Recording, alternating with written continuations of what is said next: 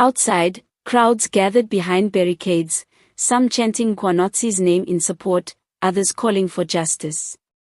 News vans lined the street like silent witnesses, satellite dishes pointing toward the sky as if begging history itself to record what was about to unfold. Today was not just another court session. It was the day of reckoning. Inside, the courtroom felt charged, electric, alive with expectation. Every seat was filled. Journalists clutched notebooks, television anchors whispered urgently into their microphones, and security officers stood rigid, prepared for anything. When Mkhwanazi was escorted in, a low murmur rolled across the room like distant thunder. He walked slowly, his shoulders squared but his face betraying tension. This was the man who once commanded fear, who spoke with authority and confidence, who styled himself as the fearless warrior against corruption. But today, something was different. His eyes flicked from corner to corner. His hands clenched and unclenched. The swagger was gone. In its place stood a man under siege. Then Cameron entered. Calm. Collected. Determined. He did not rush. He did not seek attention. Yet the entire courtroom seemed to lean toward him. His presence carried the weight of someone who knew the truth and was ready to release it, no matter the consequences. When proceedings began, the judge's voice echoed firmly. "Mr. Cameron, you may proceed." Cameron stood, adjusted his papers, and looked directly at Mkhwanazi. For a brief moment, the two locked eyes. It was not a stare of anger. It was a stare of finality. "Your Honor," Cameron began, "today we are not dealing with rumors, or political rivalries, or personal grudges. Today we are dealing with a pattern of deception, intimidation, and organized thuggery disguised as justice."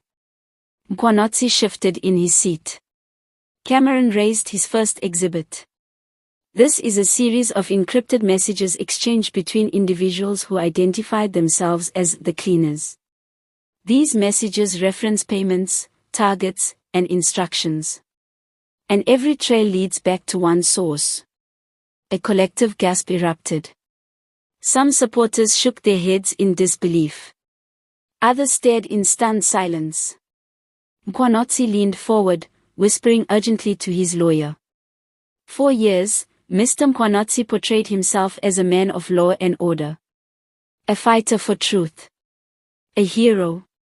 But behind that mask was a system built on fear. Those who supported him were rewarded. Those who questioned him were silenced. He held up another file. Witness statements from former allies who now live in hiding. They described threats, midnight visits, and men sent to teach lessons. They describe a leader who ruled through terror. Mkhwanazi's jaw tightened. Sweat formed at his temples. The judge asked, "Does the defense object?" There was no immediate answer. Cameron walked slowly toward the center of the courtroom. "You claimed you were cleaning the system.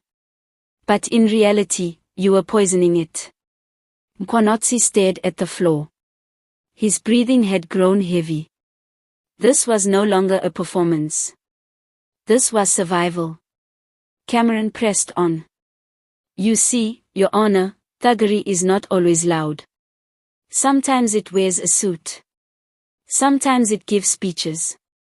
Sometimes it claims to fight crime while secretly commanding it." One witness after another was called. A former bodyguard testified. "He ordered us to scare people. Break their confidence. Not always physically. Sometimes just enough so they would disappear. I received warnings. My family was mentioned. I stopped investigating him because I was afraid." A political organizer said quietly. He said power is taken, not given. And fear is the fastest way to take it.